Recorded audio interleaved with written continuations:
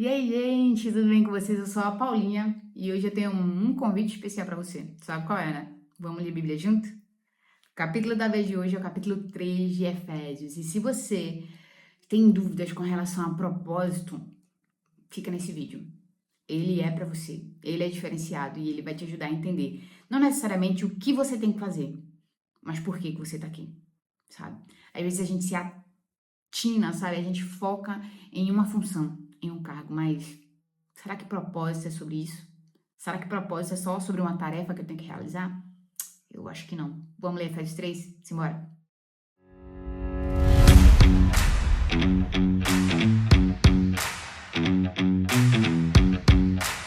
O capítulo 3 de Efésios é como um bastidor dos céus. É um bastidor dos planos de Deus. Ele revela isso pra gente.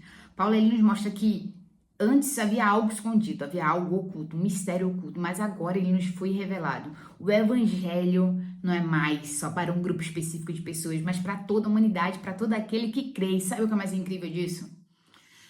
A gente faz parte disso. A gente é parte desse plano. E como eu falei, é um bastidor.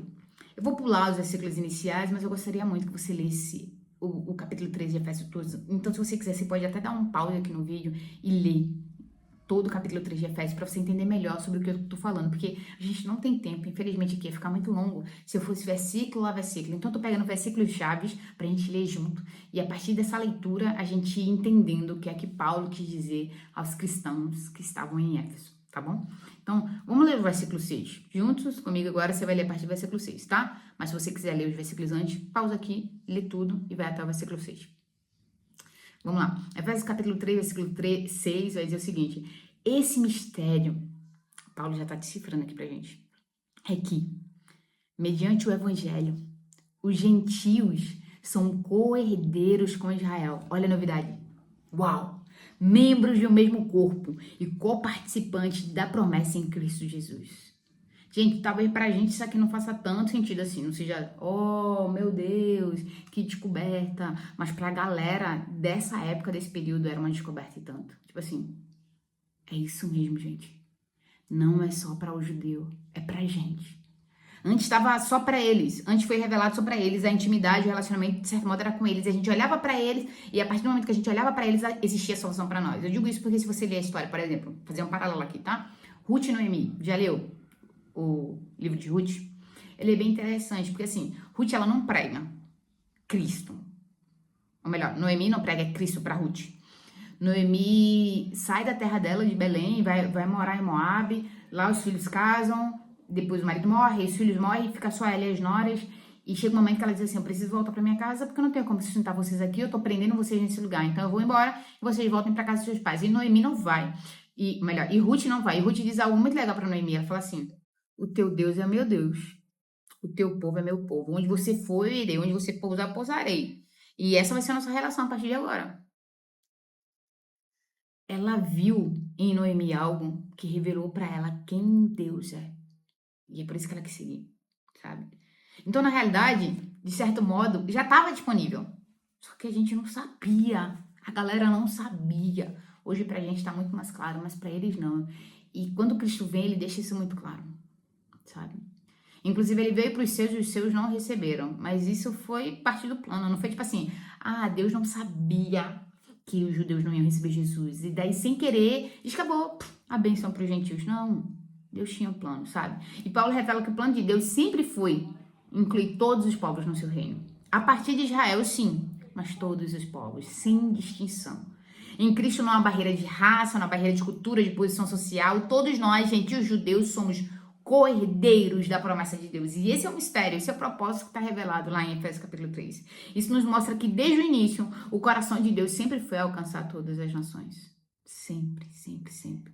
Quando a gente lê lá a história de Abraão, Deus fazendo uma promessa a Abraão, ele fala que para Abraão o seguinte, que através da descendência dele, toda a terra seria abençoada, todos os povos, tipo assim, através de você, eu abençoarei todos.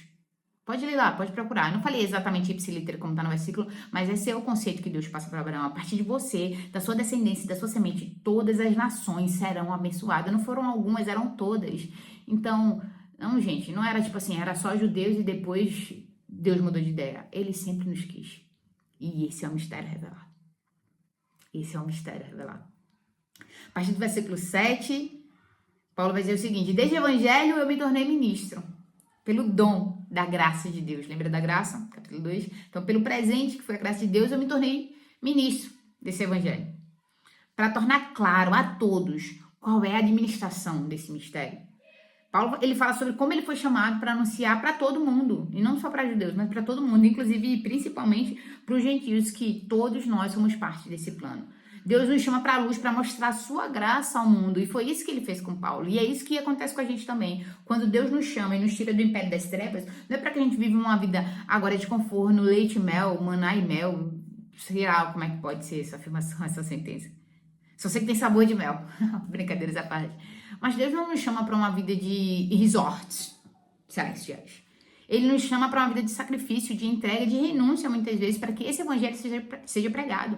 Tem pessoas que não sabem desse mistério. Tem pessoas que não sabem que Cristo morreu por eles. E cabe a nós anunciar. Paulo fala assim: pela graça eu fui salvo e eu me tornei ministro desse evangelho através da graça. A graça quer que eu pregue. A graça quer que eu fale sobre Cristo. A graça quer que eu anuncie. É por isso que eu tô falando para vocês. É porque a graça me atingiu, sabe? A graça, ela me trouxe clareza e eu preciso compartilhar com outros dessa graça para que eles também tenham clareza no que Deus é. Ele, Cristo, nos deu dons. Efésios 4 vai dizer assim: ele deu dons aos homens, sabe? Ele nos deu oportunidade para isso. E o que a gente tem feito, sabe, para corresponder a isso? Porque isso é um chamado, sabe? Assim como Paulo, esse chamado ele é real pra gente também. Nós fomos chamados para revelar quem Cristo é.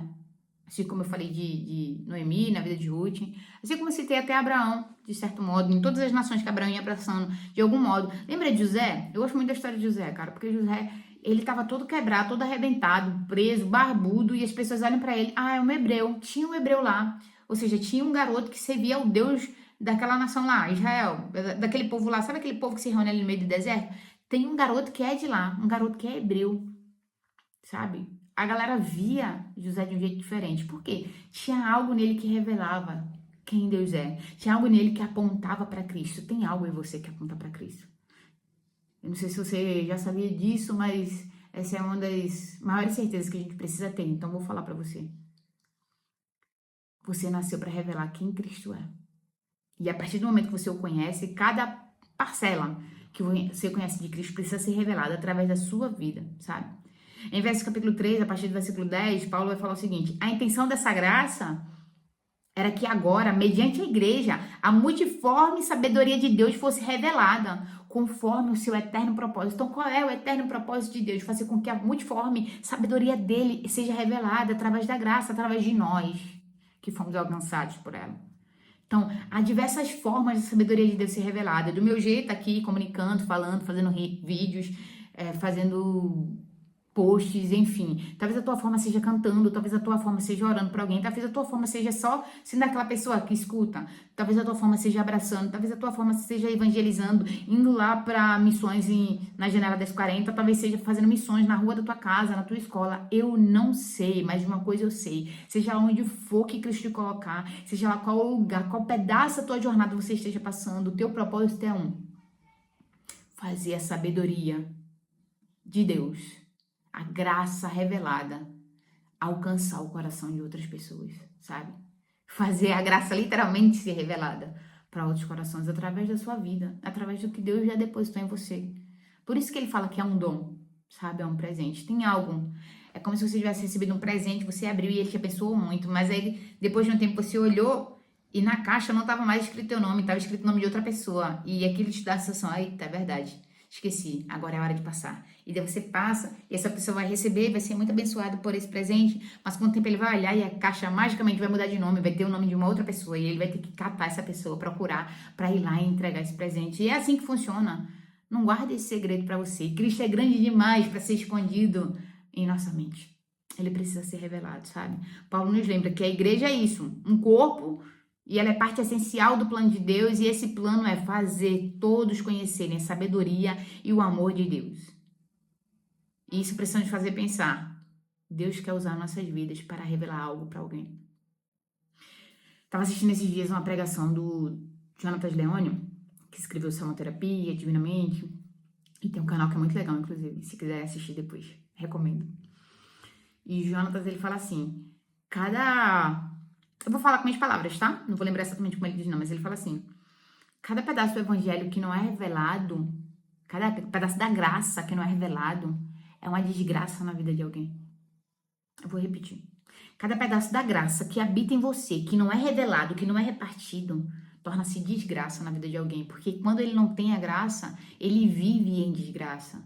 Então, tem gente que precisa de algo que está em você. Nós somos a carta viva que o mundo está lendo. Tem um pedaço do evangelho que foi programado, estampado assim na minha vida e que eu tô aqui tentando revelar para você. E tem um pedaço do evangelho que foi estampado na tua vida e as pessoas precisam olhar para você e conhecer, sabe?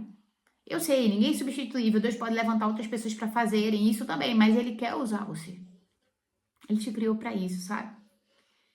Efésios capítulo 3 ainda, a gente tá chegando ao final aqui do nosso vídeo. E no capítulo 3 de Efésios, a partir do 16, Paulo ele vai fazer uma oração. E eu acho muito legal essas orações de Paulo. Inclusive, muitas vezes eu fiz dessas orações minhas próprias orações. E ele vai dizer, eu oro para que, com suas gloriosas riquezas, ele os fortaleça no íntimo do seu ser, com poder, por meio do Espírito. E para que vocês conheçam esse amor, que isso nos leva a conhecer esse amor, que excede todo o entendimento, todo o conhecimento. Paulo ele termina com essa oração que ela é muito profunda, pedindo para que nós sejamos fortalecidos com o Espírito Santo, pelo Espírito Santo e, de certo modo, enraizados no amor de Cristo. E que essa caminhada com ele nos leve a conhecer profundamente, sabe? Esse amor. Por quê? Porque sem isso a gente não consegue cumprir o nosso propósito, sabe? Como a gente tem entendido lendo Efésios, nunca foi sobre a nossa capacidade. Nunca foi sobre a nossa força. Nunca foi sobre o nosso entendimento. Sabe, esses dias eu... Compartilhar um negócio aqui com você. Esses dias eu fui muito desafiada em algumas áreas da minha vida sobre o evangelho que eu prego e o que eu vejo acontecendo ao meu redor. E tem vezes que por mais que você fale a verdade, que você viva a verdade, que ela seja a tua realidade, obviamente em algum momento você vai vacilar. E no momento que a tua humanidade aparece, que você vacila, por mais que você se arrependa no segundo seguinte, as pessoas elas sempre olharão para você e te desafiarão. Afinal, você é uma carta viva e era para você estar vivendo a verdade. E por muitas vezes, em muitas situações, esse tipo de desafio, ele já me paralisou e me fez me sentir o pior dos seres humanos da face da Terra. Eu me senti indigna de representar quem Cristo é. Afinal, eu tava falhando pra caramba. De verdade, olha pra mim. Era tipo assim, olha pra mim. Olha quem eu sou, Deus. Não dá pra eu te refletir. Só que o pior erro que a gente pode cometer é achar que por não conseguir fazer tudo, a gente não precisa fazer nada, sabe? Então, sim, não vamos conseguir fazer tudo. Não vamos. Mas não deixa de fazer aquilo que Deus confiou a você fazer, sabe? E ainda que você se sinta incapaz, sem forças, limitado, ainda que a pressão de tudo que está acontecendo ao seu redor seja tão grande que te sufoque, pede força para Ele. Pede graça, sabe? Pede assim, Pai, me ajuda. Porque na minha mão eu não vou conseguir, mas me ajuda, sabe? Meu desafio hoje para você, para encerrar esse vídeo, é que assim como de algum modo a graça me alcançou e me fez perceber que por mais falha que eu seja, há um lugar que eu preciso alcançar e é uma força que pode me capacitar. Meu desafio é que você ore e busque em Deus esse mesmo entendimento também, sabe? Que você possa entender em Cristo qual que é o seu papel no plano eterno de Deus. Que a gente possa viver uma vida sonhando os sonhos de Deus e fazendo com que eles sejam realidade. Que o nosso coração não seja dominado, que o teu coração não seja dominado por um ídolo chamado você, eu. Mas que ele seja dominado pela graça divina, que Cristo reine em nosso coração. Não a nossa vontade, não aquilo que nós queremos, não aquilo que nós pensamos, mas Cristo. Que a gente possa morrer com Ele. A gente estava morto, eu sei. E Ele nos fez viver, eu sei também. Mas essa vida nova que agora a gente vive, ela não é nossa. A gente não a merecia. Mas já que Ele nos deu, Vamos fazer dela a melhor vida que a gente pode. E o melhor jeito, como eu falei, meu desafio, é vivendo esse chamado em Cristo, sabe? Vivendo esse propósito em Deus. Como eu falei, propósito não é sobre um cargo, é sobre uma jornada de caminhada com Deus. São coisas que Deus vai exigir de você durante o caminho.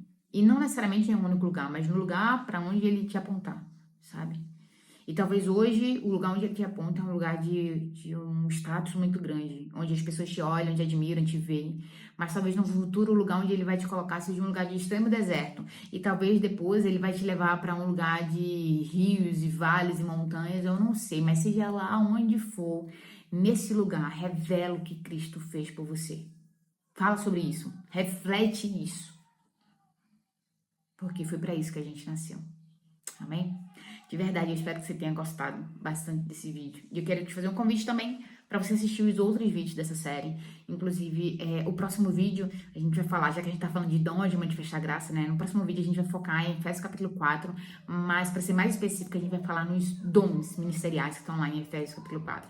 Mestre, pastor, evangelista, apóstolo, profeta.